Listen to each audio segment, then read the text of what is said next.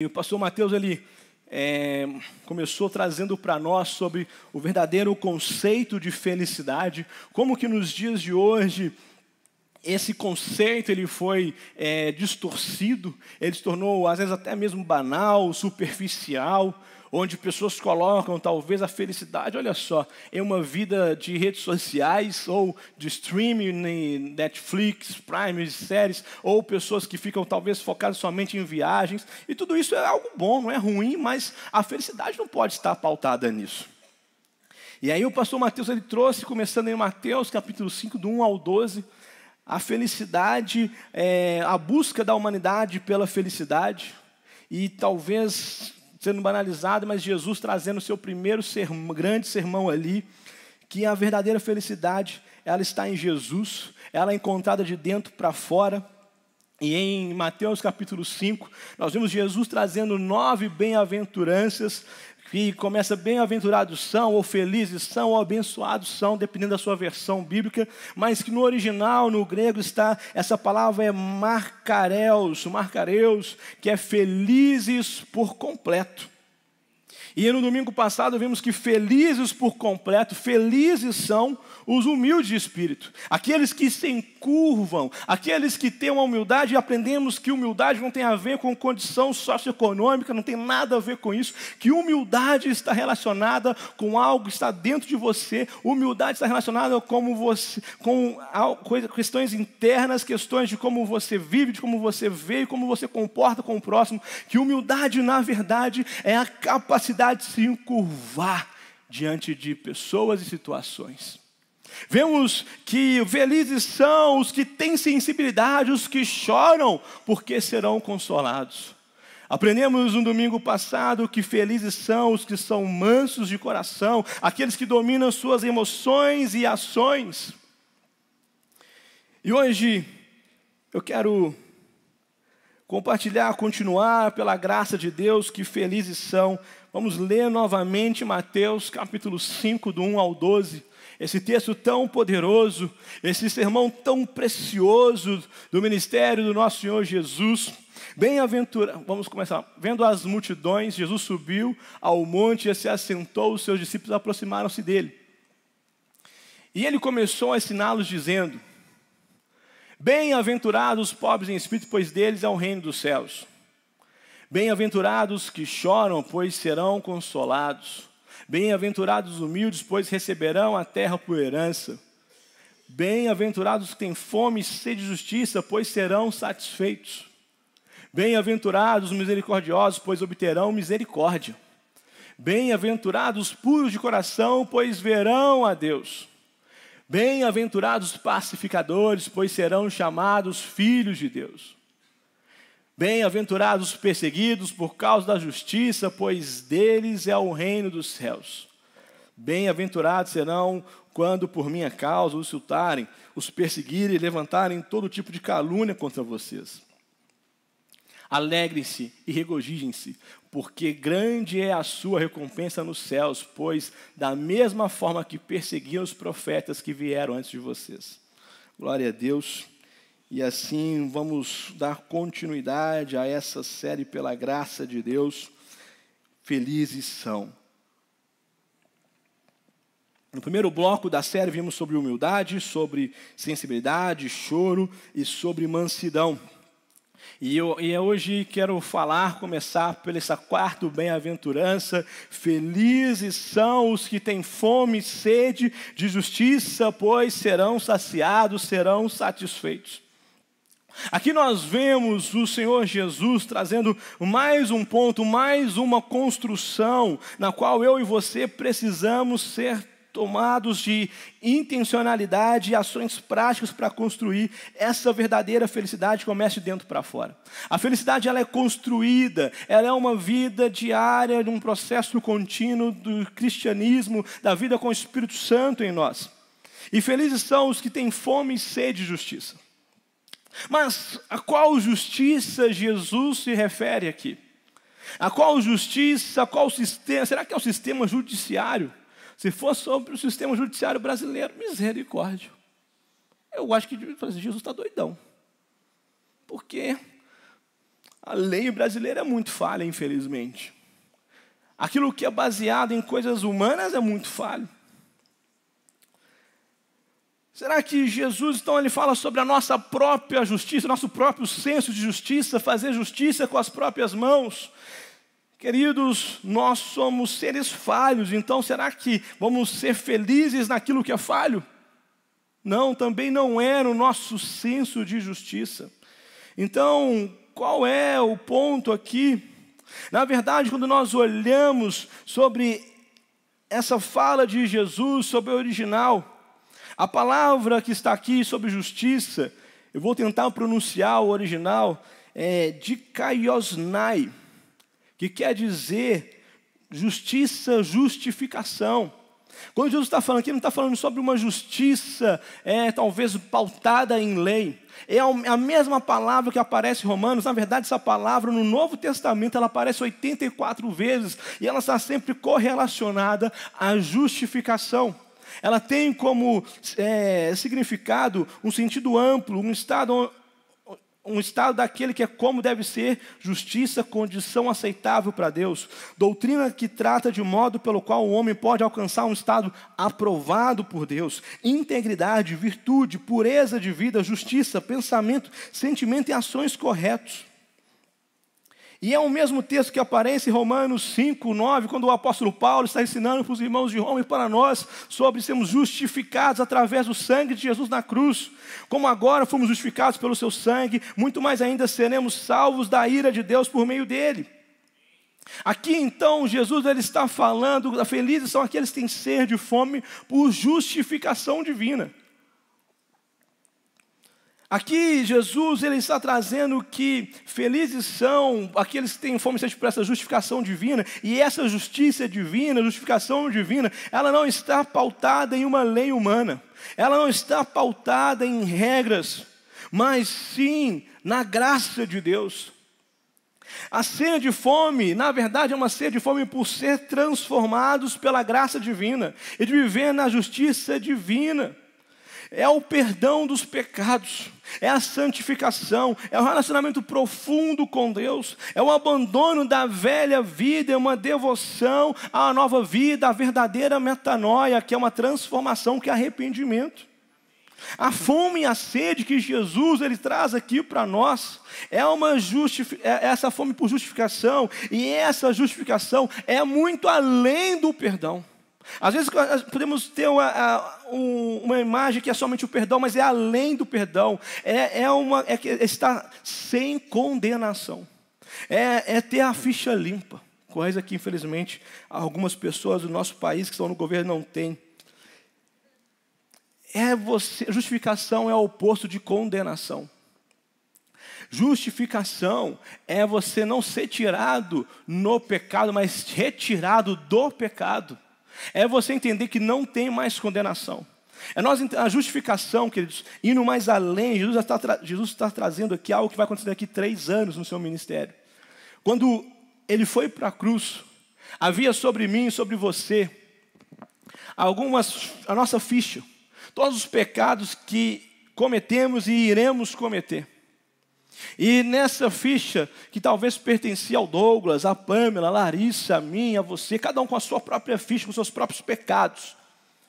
Jesus, ele pegou esses pecados, pegou o Alisson, deixa eu ver, e olhou, pegou do Lucas. Nossa, Lucas, isso tudo mesmo? Misericórdia, pelo amor do meu Pai. E foi pegando aquela lista de pecado. Lucas do céu, meu irmão, Lucas, e foi pegando os pecados. Lucas, você vai fazer isso? Meu Deus do céu.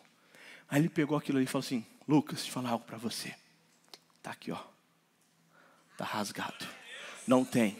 Está rasgado. Estou levando comigo na cruz. Eu vou colocar o meu prego nessa lista aqui junto com as minhas mãos. O meu sangue vai descer e vai limpar e vai transformar. E não vai ter mais nenhuma acusação. Não vai ter mais nenhum pecado na sua conta. Você está livre e liberto de qualquer acusação e condenação. Isso é a justificação dada por Jesus através da cruz.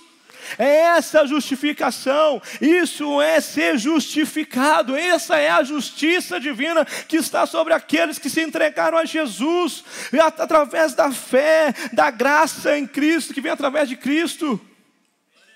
Então felizes são os que têm sede e fome por serem verdadeiramente libertos dos seus pecados. Felizes são aqueles que são livres de toda culpa. Felizes são aqueles que são justificados por Cristo Jesus na cruz.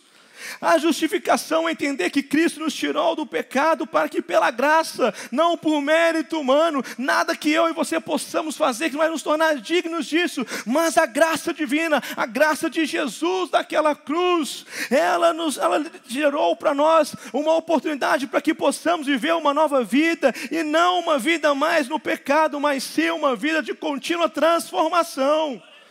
Jesus morreu na cruz para que eu e você possamos experimentar da metanoia, que é um verdadeiro arrependimento, que é uma mudança de mente, é uma mudança de pensamentos, uma mudança de sentimentos, uma mudança de atitudes, de propósitos. Essa é a justificação. E Jesus, ele fala, felizes são aqueles que têm sede e fome por serem transformados por essa justificação, por essa justiça divina. Jesus, ele traz aqui como elementar. Veja que ele poderia falar, felizes são aqueles que são justificados. Mas ele vai muito além. Felizes são aqueles que têm fome e sede.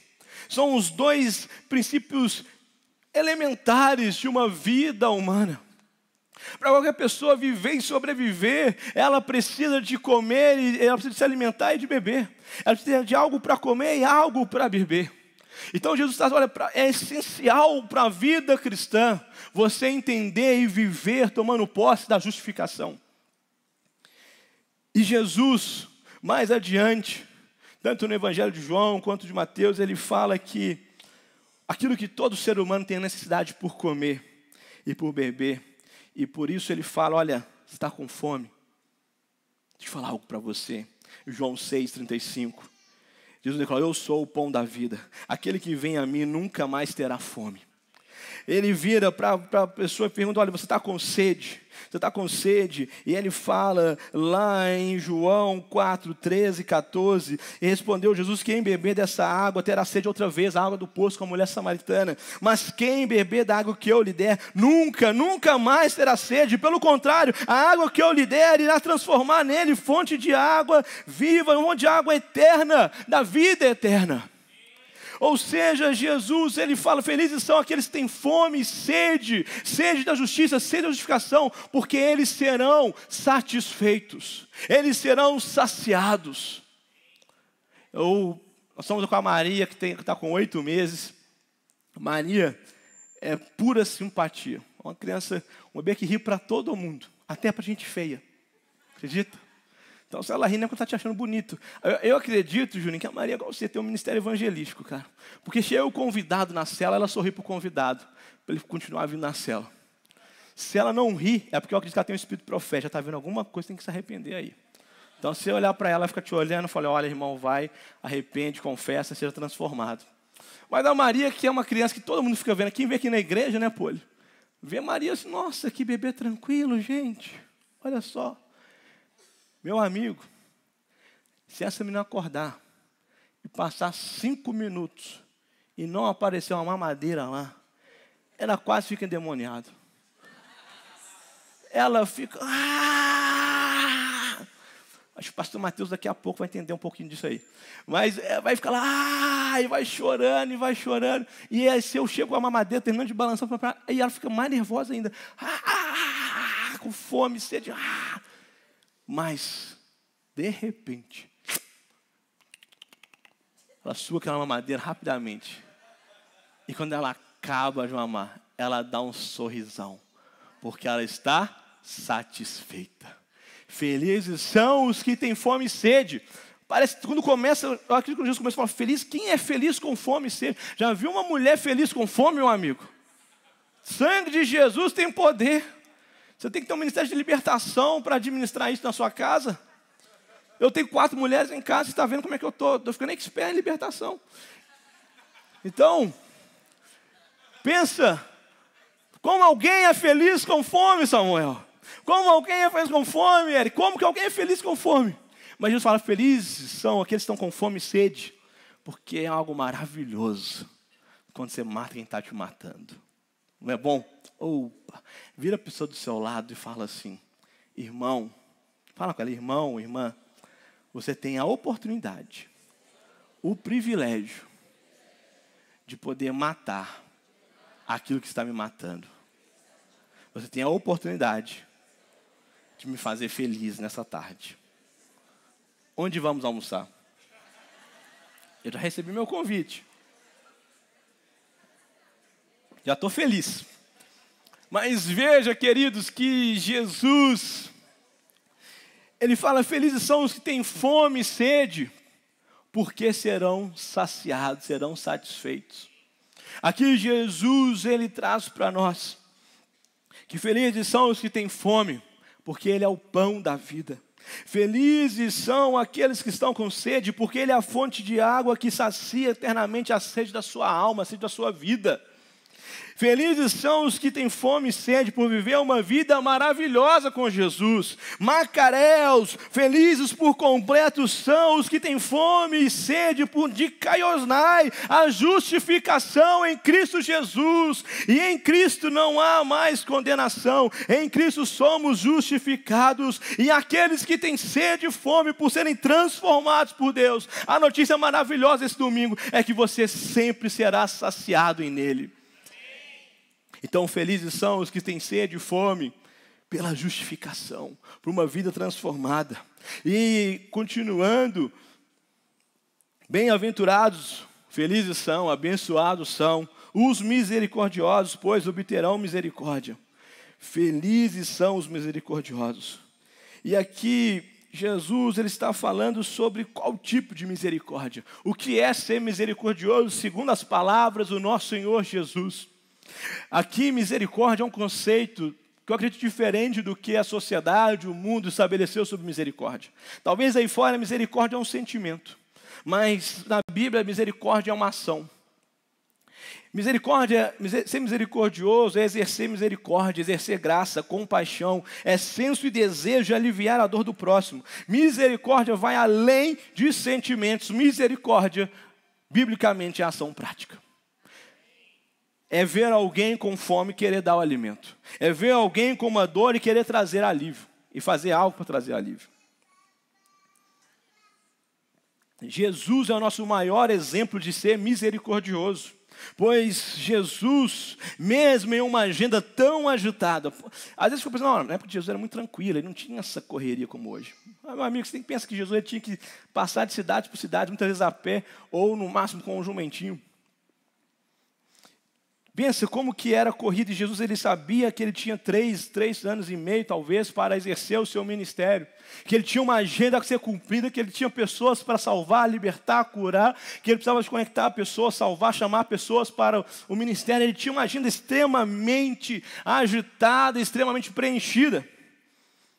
Mas Jesus, mesmo com uma agenda assim, parou por misericórdia e parou para atender às necessidades das pessoas, das multidões.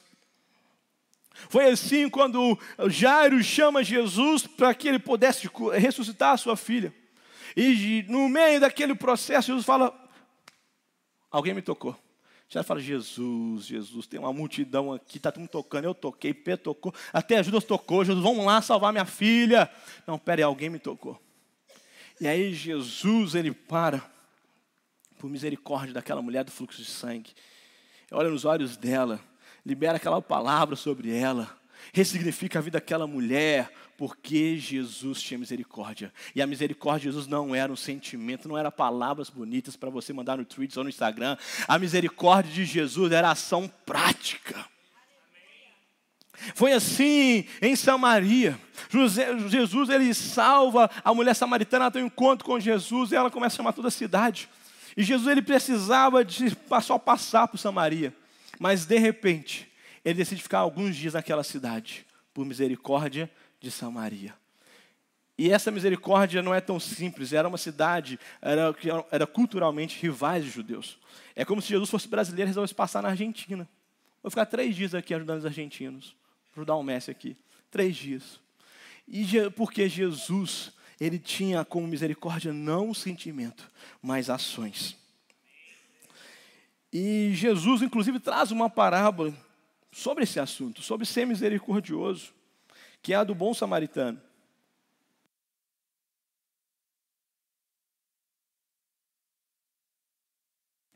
E aqui, nessa parábola, o bom samaritano, ele demonstra como é a misericórdia divina. Como é ser misericordioso. Porque os outros talvez sentiram uma pena, um sentimento, nossa, tadinho daquele moço que está ali, que foi espancado, assaltado. Mas deixa eu mudar o lado da rua aqui, deixa eu continuar minha vida, eu tenho uma agenda, eu tenho um encontro, eu tenho que fazer algo agora, eu não posso atrasar a minha agenda para ajudar essa pessoa, coitado, que quem sabe alguém possa passar a misericórdia dele. Mas era para você exercer a misericórdia.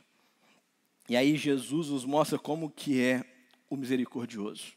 Aquele samaritano, ele parou a agenda, ele teve ação prática, ele investiu para exercer, ele parou para acudir, ele deu roupas para cobrir a nudez, ele deu suprimentos, ele pagou uma pousada, ele parou a sua vida para poder exercer misericórdia sobre a vida de alguém. Misericórdia não é sentimento, é ação prática. Às vezes vemos pessoas com bons sentimentos, com bons pensamentos no coração, uma pessoa tão boazinha, você fala, meu Deus, é um anjo. Tem tanta palavra bonitinha, você olha no Tweets agora, no Twitter dele é só frase bonita, de efeito, é tudo bonitinho, tudo coloridinho, mas nas suas mãos tem poucas práticas, tem poucas ações. Isso não é ser misericordioso, isso é ser político. Jesus nos chamou para ser políticos, nesse sentido. Embora devemos exercer na esfera da política, né? Mas esse é outro assunto. Mas o que eu quero trazer para nós é que Jesus quando ele fala misericordiosos, não são aquelas pessoas que são cheias de palavras, cheias de sentimentos, cheias de boas intenções e vazias de atitudes. Não é isso. Não é isso. Sabe, a pessoa que tem só sentimentos e não tem ações, é como aquela pessoa que vê uma casa pegando fogo. Você vê lá na casa do seu vizinho, a casa está pegando fogo, está em chamas. O negócio está quebrando, meu amigo. Você não sabe o que é vermelho, o que é laranja, o que é fumaça preta, mas está tudo misturando ali. E a pessoa, ela pega o celular e fala assim, deixa eu filmar aqui, fazer uma live. Gente, olha só aqui, no bairro tal, olha só o que está acontecendo. Olha só o fogo. O fogo agora passou da cozinha e está indo para a sala. Gente, espera que eu vou descer para outra janela. Agora veja que o fogo tomou a casa inteira, está subindo os telhados. Gente, misericórdia, olha o fogo, olha o que está causando nessa casa, meu Deus, é perigoso, as pessoas elas estão morrendo queimadas, olha só, misericórdia, olha só, Brasil, veja isso, vamos mandar até para o Datena, olha só como que está o negócio. E essa pessoa nem sequer liga para os bombeiros, nem sequer mobiliza a sua vizinhança para ter algum plano de ação de imediato até os bombeiros chegarem. Essa pessoa, ela tem somente o discurso, mas ela não tem uma ação prática, ela não consegue enxergar. Em tempos digitais, vemos uma sociedade sendo tomada com misericórdia virtual, com uma capa de profundidade, mas na verdade está mergulhada em superficialidade de belas palavras. E não é essa misericórdia que Jesus nos convida a viver. Eu me lembro que, não falo isso pelo nosso mérito, por orgulho, mas pela graça de Deus.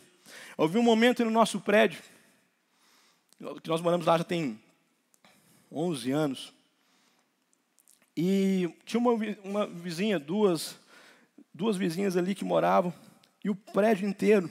É muito engraçado que eles acusam a igreja de preconceito. E eu falo isso com a Poli, na igreja é o lugar onde tem amor e aceitamos as pessoas, não como elas estão, mas como elas podem se tornar através do sangue de Jesus. E isso é o verdadeiro amor. Não é um amor que aceita tudo, mas é um amor que ama a pessoa, não o pecado. E aí no prédio, aquelas que se dizem aceitar tudo foram os primeiros a fechar as portas de suas casas para uma moça que chegou e ficou sem a chave de madrugada. Ela batia a porta, a outra pessoa não ouvia, não abriu, não sei porquê. E de repente eu fui lá ver, já contei isso aqui algumas vezes, vi a situação, chamei, eu fui primeiro ver, que eu sou homem da casa, então vi que estava tendo prédio. Vi lá, vi que era uma moça, voltei, chamei a Poli, falei assim, pô, ela é mulher, então merece estudar. A Poli chamou, o que está acontecendo? Estou sem chave, estou aqui, desamparada. Aí a Poli fala, olha, você quer dormir na minha casa, então? Nós fomos, deixamos ela dormir, acho que num quarto ou na sala, agora não lembro.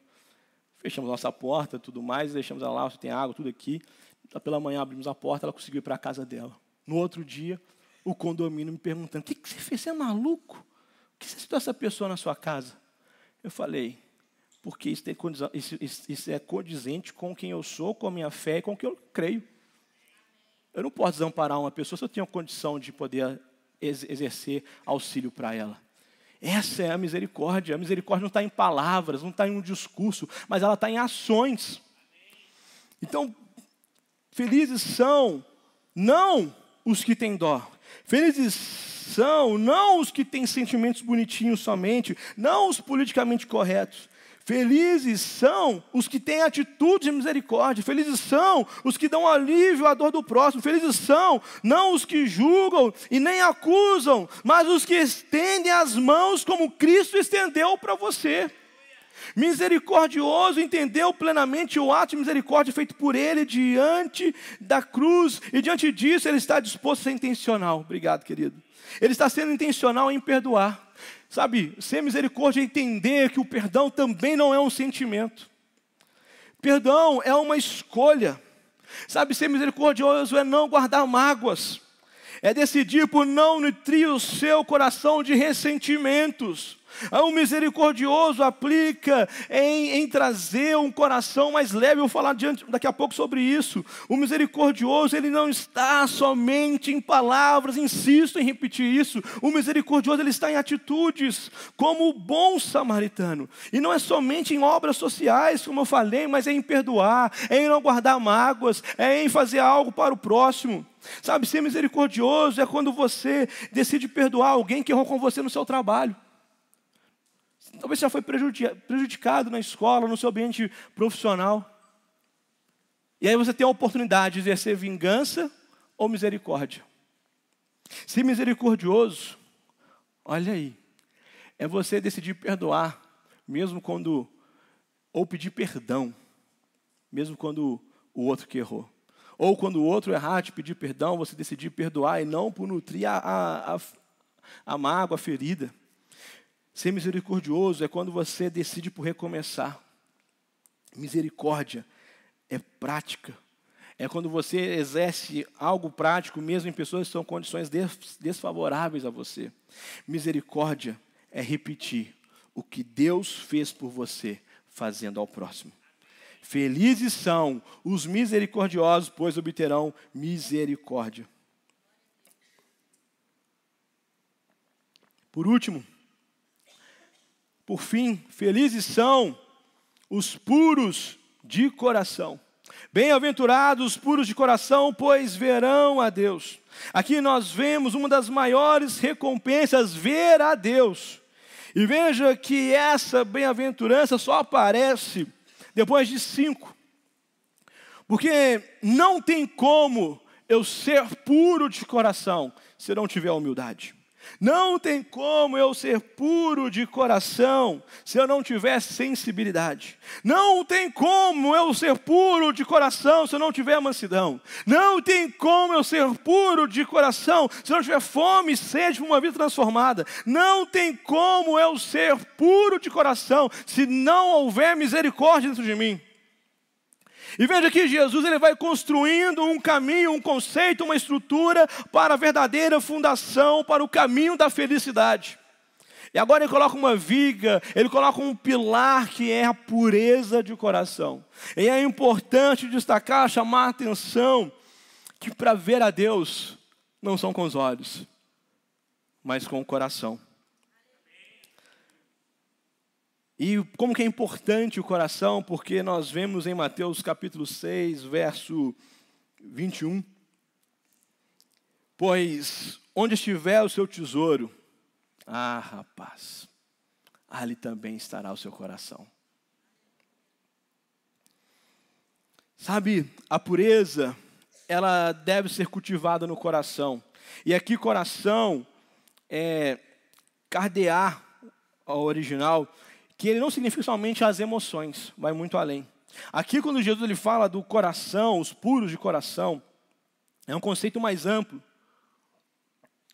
Porque o coração, esse coração que ele fala, é o seu sentido da sua vida. É o sentido da sua vida de emoções, espiritual, física, a sua alma, mente, os seus pensamentos, paixões, desejos, apetites, afeições, propósitos, esforços, o seu entendimento, a sua faculdade, inteligência e a sua vontade, o seu caráter. Jesus não está falando só puro de sentimento, só sentimento bonitinho, não. Jesus, ele aprofunda. Essa mensagem é um grande paradoxo, porque ele vai trazendo, olha, você quer ser feliz? Felizes são aqueles que têm o seu caráter puro, aqueles que têm a mente pura, aqueles que têm um coração puro, seus sentimentos puros, aqueles que têm os seus desejos puros. Felizes são os que purificam o seu coração, e o coração é a alma, é a mente, é as expressões das mãos. E a purificação, queridos, é uma limpeza, é uma faxina de dentro para fora. Mas essa faxina não pode ser, não sei se é só comigo, aquela faxina, sabe o que você quer fazer quando está faltando 5 minutos para a visita chegar?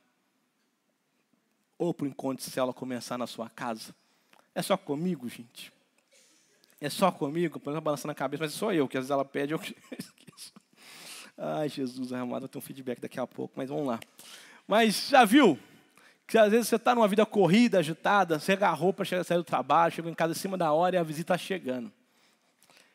Aí tem gente que varre a sujeira para debaixo do tapete, quem não tem tapete para debaixo do sofá. Tem um quarto que virou o quarto da bagunça.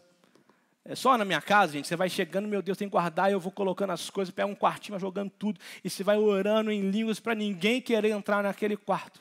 Não, ninguém vai entrar nesse quarto. Ninguém vai entrar. Esse quarto aqui você coloca até um X assim, ó, tá amarrado.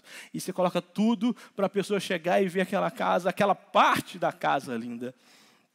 Mas, na verdade, tem sujeira debaixo do sofá, tem um quarto da bagunça. Quem nunca, né? Quem nunca arrumou uma casa faltando 5 minutos para alguém chegar? Faz a célula começar, hein, queridos? Agora a Poli está me ajudando nisso, a gente começa para a célula na quinta-feira. A Poli colocou o desafio de dar a faxina na quarta e na quinta só guardar as coisas, né, Poliano? Então eu estou tentando melhorar para auxiliar a Poli nisso daí. Mas, queridos, essa não é uma verdadeira purificação da casa, uma verdadeira limpeza da casa, concorda? Porque aqui você está maquiando. Está dando uma englobada. Você está dando aquela maquiada só para receber a visita. Mas Jesus ele não quer ser uma visita na sua casa. Sabe? Ele quer morar. E vamos falar a verdade. Ninguém consegue esconder uma bagunça de quem mora na mesma casa. É inevitável, uma hora vem tudo à tona. E por isso que não podemos querer esconder nossas bagunças de Jesus. Não podemos ter em nossos corações lugares secretos, onde guardamos mágoas, rancor, inveja, ciúmes, orgulho, preconceitos, rótulos, julgamentos e até mesmo pecado de estimação.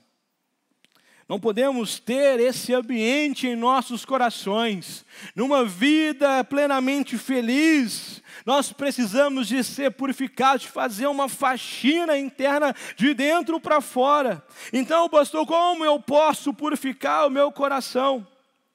Um coração puro, ele é possível através de uma vida de santificação. Eu só consigo ficar puro vivendo os processos do Evangelho, vivendo os processos que está nesse livro. Esse aqui é o seu manual de purificação. Esse livro aqui contém palavras vivas e eficazes que vão transformar e purificar a sua vida. Recentemente eu estava atuando na área de projetos industriais. E a principal área de atuação da empresa que eu trabalhava era na área de siderurgia.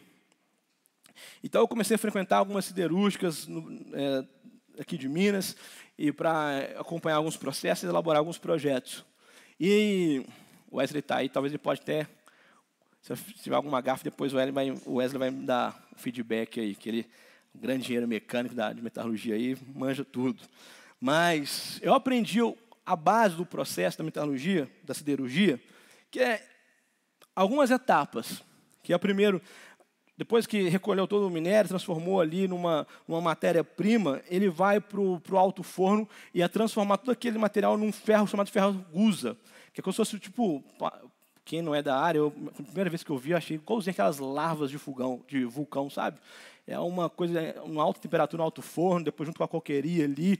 Então, a primeira coisa, junta tudo, e aquela alta temperatura do alto forno, que é extremamente quente. Eu lembro na minha primeira visita ao alto forno, um dia antes de ir, o companheiro da empresa estava perto, a bota dele derreteu. Só para você entender como que é fresquinho perto do alto forno. E eu fui morrendo de medo, primeira vez, aquele lugar quente.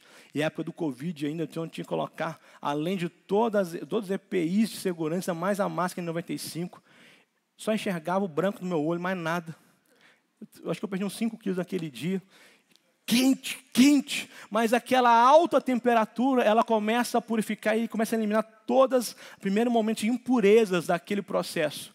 E depois, aquele processo, o ferro gusa, ele vai passando por um momento de refino, onde ele vai sendo ali, tem o resfriador, coqueria, depois ele vai para até conseguir separar, aí depois vem conventos que vão separando todas as impurezas ali, é como se fosse uma grande chaminé, onde coloca e vai um vento quente, vai separando as impurezas, deixando ele mais puro ainda, e até que ele passa para a laminação, que é onde eles de novo aquecem e começam a cortar, dando forma àquela chapa de aço, aquele metal. É mais ou menos isso, né, Wesley? Está por aí. Então, esse é um processo, até você ver aquele metal que está pronto para exportação ou para uso interno do país, ele passou por vários processos de purificação. E ser purificado por Deus é passar por essas etapas, é passar por esses processos, sabe? É não resistir aos processos de Deus. Então, para ter um coração puro, eu preciso ter como alvo querer agradar a Deus. Um coração puro, ele tem como alvo não agradar às suas próprias vontades, mas sim a vontade de Deus. E como eu vou, então, conseguir descobrir qual é a vontade de Deus, como está em Romanos, que ela é boa, perfeita e agradável?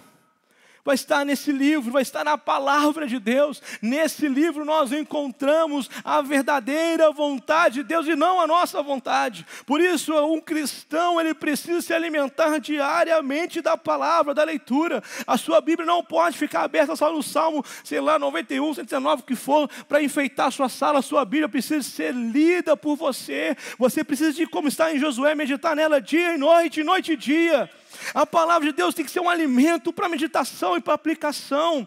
A palavra de Deus é como esse alto forno da siderúrgica que vai transformando e separando as impurezas, que vai nos transformando para que possamos voltar à nossa essência, pela qual nós somos gerados através de Deus na eternidade.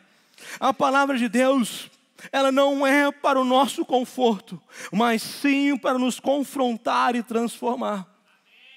Por isso, um coração puro é um coração voltado para a vontade de Deus, e a vontade de Deus está na palavra, está em princípios, está numa forma de viver, está naquilo que você vai abrir mão, está naquilo que vai confrontar, que vai te ensinar sobre ver processos, vai falar sobre coisas que talvez foram banalizadas, como o sexo foi feito para Deus, para o casamento, para ser um momento de prazer, um momento onde ambos demonstram o seu amor um pelo outro, e aí o diabo ele vem e tira todo o valor e deixa para ser algo tão depravado, tão banal, que as pessoas vão desvalorizando e vão perdendo o seu próprio valor através de uma vida sexual depravada antes e fora do casamento.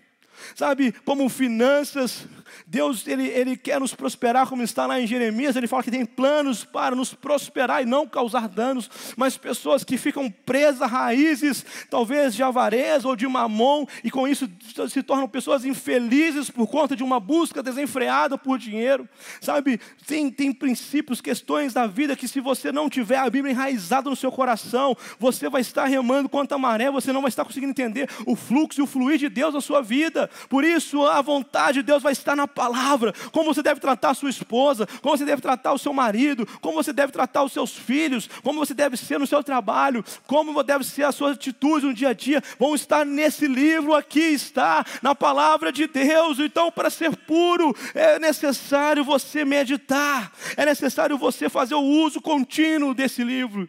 Um coração puro, ele está conectado em viver a nova vida com Deus. Isso é através de uma vida de oração, uma vida de devoção, uma busca pelo Espírito Santo, pela obra do Espírito Santo em nossas vidas. Um coração puro é alguém que abre mão da sua reputação. Um coração puro busca por uma vida de transparência e confissões, como está em Tiago 5,16, para que possamos ser livres do pecado, para que possamos ser transformados. É necessário um arrependimento, é necessário confissões para ser libertos. Um coração puro, ele está em prontidão para servir o próximo. Um coração puro é um coração em constante construção. E o seu modelo de obra é o coração de Jesus Cristo. E queridos, essa pureza, ela abre os nossos olhos espirituais para que possamos ver Deus em tudo e contemplar a beleza, a majestade e a gloriosa ação de Deus em todas as coisas, em todos os momentos. Aqueles que são puros de coração conseguem ver Deus e ver Deus em tudo, em todas as coisas. E é uma recompensa imensurável e transformadora. Por isso, viva constantemente em busca pela purificação do seu coração. Uma pessoa pura de coração, ela não fica colocando um rótulo sobre outras pessoas. Às vezes, sabe, ser puro é tirar todas as impurezas. E o pecado, ou o seu passado, ou alguma outra situação que você vivenciou, pode ter gerado algumas marcas que não permitem, talvez, pessoas verem como Deus quer que ele veja o próximo. Porque o nosso olhar carnal, ele vai ser atraído para as falhas humanas. Vai ser atraído para olhar os seus erros, para olhar as suas falhas, para olhar aquilo que é o seu próximo tropeço. Esse é o olhar carnal. Mas um coração que está sendo purificado por Deus, não é uma pessoa que é boba, que é fácil de se enganar. Não é isso. É uma pessoa inteligente, esperta, que tem uma noção de tudo, mas que mesmo assim, ela acredita na redenção. Ela acredita que o que Jesus fez na vida dela, Ele pode fazer no outro. E ela está sempre disposta a dar oportunidade para as pessoas viverem um recomeço. Ela está sempre disposta a acolher pessoas, ela está sempre disposta a poder integrar pessoas nessa vida maravilhosa com Jesus. Por isso, os puros de coração, eles conseguem essa grande recompensa, ver a Deus. Felizes são os puros de coração, felizes são os puros de coração, pois verão a Deus. O meu convite para você nesse domingo, comece a buscar pela purificação de Deus. É um processo, é você abrir mão de algumas coisas, abrir mão de uma vida talvez longe da presença de Deus, de uma vida talvez comum aos olhares da sociedade, mas sim uma vida de plena comunhão com Deus e com a família da fé. É você deixar a Bíblia ler a sua vida e transformar a sua vida. É você ter uma conexão com Deus, com a igreja, com as células, com a vida da família da fé. É você ser envolvido, servir. Tudo isso vai trabalhando, purificando o seu coração, para que você possa ter como referência o coração de Jesus. Eu quero concluir essa mensagem dizendo que a felicidade, ela não é somente algo para ser vivenciada no céu, na eternidade. Sabe, Jesus, Ele não trouxe essa mensagem para ela ser contemplada na eternidade, mas sim para que possamos desfrutar dela hoje. Quero convidar a banda para estar aqui com a gente. Sabe, Jesus, Ele quer realizar verdadeiras e profundas reformas, queridos. sabe, no meu e no seu interior, para que possamos desfrutar da verdadeira felicidade, que não vão estar em coisas passageiras. A verdadeira felicidade não vai estar em coisas perecíveis. A verdadeira felicidade não vai estar em coisas voláteis. A verdadeira felicidade não vai estar em algo raso. A verdadeira felicidade não vai estar em coisas até mesmo fúteis. A verdadeira felicidade, ela está somente em Cristo Jesus, e ela é construída de dentro para fora. Por isso, sabe, deixe Jesus transformar a sua vida.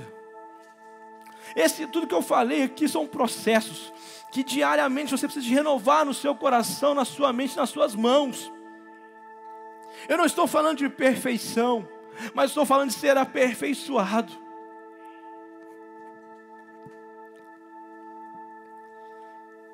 Queridos, felizes são. Sabe, Jesus, ele começa esse sermão, ele começa o ministério de uma forma mais assim, aberta para as multidões. Ele começa falando isso para os seus discípulos, mas as multidões vão subindo e vão chegando, e começam a ouvir, porque ele quer trazer, olha, eu sei que todo ser humano, toda pessoa, ela tem dentro de si uma busca desenfreada por felicidade. Mas se você não consegue encontrar a verdadeira felicidade, que Jesus começa nesse sermão, a sua vida é um loop, é uma roda gigante. A felicidade vai estar no dinheiro, então eu vou correr. Aí eu alcancei dinheiro, não é dinheiro, volta para baixo. Então a felicidade vai estar nos prazeres, eu vou satisfazer todos os meus prazeres, e vai lá em cima, eu estou no ápice dos prazeres, drogas, tudo, mas não é. Volta lá para baixo. Talvez vai ser em status, sucesso, e a pessoa corre, ela coloca, está lá no topo do sucesso. Não é isso. E ela volta lá para baixo, talvez vai estar no casamento. Quando eu casar eu vou ser feliz. Queridos, deixa eu falar algo com muito carinho. Aqueles que casam para querer ser feliz, se fazer feliz, suprir uma carência, talvez está correndo um grande risco de decepcionar. Mas aquele que se casa para ofertar a sua vida para fazer o outro feliz, esse descobriu o verdadeiro propósito do casamento. Fecha esse parênteses. Mas e a pessoa, ela está buscando coisas, agora é outros relacionamentos. Não consegui, não é essa pessoa, vai ser outra pessoa. Então eu vou atrás de outra pessoa, agora eu quero ter muitos likes, ter seguidores. Agora eu quero ter um sucesso profissional, eu alcanço todo sucesso profissional. Tudo isso pode ser bom, eu quero viajar, vou dar a volta, dei a volta no mundo. É o loop, é a roda gigante, está lá em cima, volta, porque a felicidade não estão nessas coisas. E Jesus, ele começa, olha, eu sei porque eu estava lá, quando o meu Pai, o Espírito Santo e eu, criamos você, formamos você. Nós o formamos para que você possa sim ser feliz. Nós o criamos sim para que você possa viver uma vida plena. Nós o criamos para que você possa descobrir Marcaréus, a verdadeira felicidade, a felicidade completa. E todos perguntaram, qual é essa felicidade, Jesus? Qual é essa felicidade? Felizes são os humildes, aqueles que se encurvam e não os que se esticam. Felizes são os que choram, os que são vulneráveis, os que têm sensibilidade. Quebrando algumas linhas coach aí, meu Deus. Felizes são os que são mansos de coração, os que dominam as suas atitudes e emoções. Felizes são os que têm fome e sede de justiça, de justificação divina. Meu Deus, felizes são os misericordiosos, aqueles que têm misericórdia, não como fala o sentimento, mas com na sua mão, calos, aqueles que têm misericórdia com ações. Felizes são os que estão purificando o seu coração dia a dia, pois verão a Deus. Felizes são aqueles que estão se entregando continuamente a Jesus.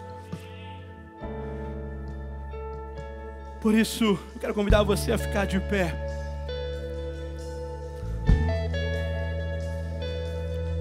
E com muito carinho, eu quero falar para você, aumente seu apetite espiritual. Não deixe as distrações roubarem a sua fome pelo banquete de Jesus. Sabe, como uma criança que está com fome, quer trocar aquele almoço nutritivo por um biscoito recheado. Muitas vezes o diabo vai colocar distrações para roubar seu apetite pela justificação de Deus. Não deixe, aumente seu apetite, aumente sua fome. Felizes são os misericordiosos. Não deixe os julgamentos, a correria, o dia a dia te roubar da sensibilidade, da essência do Evangelho de ser misericordioso.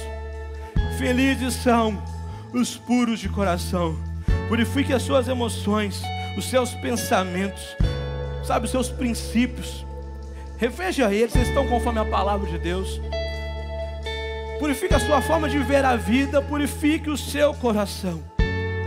Felizes são os que têm fome e sede de justiça, pois serão satisfeitos. Felizes são os misericordiosos, pois obterão misericórdia. Felizes são os puros de coração, pois verão a Deus.